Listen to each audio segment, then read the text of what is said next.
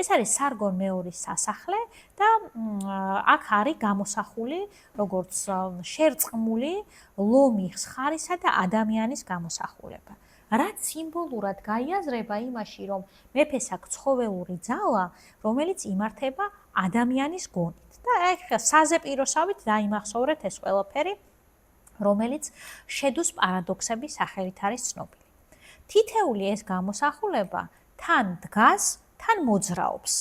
პროფილში და ამფაში მისი მედიდურობა გამოიხატება.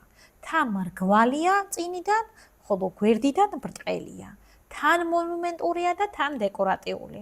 თან კუნთები გრაფიკულად არის გადმოცემული, კლანჭები კი მოძრავი და დინამიური. აი ნახეთ ახლა ამ დეტალებში დააკვირდით. წინიდან ხედავთ როგორი მრგვალი ქანდაკების მსგავსია.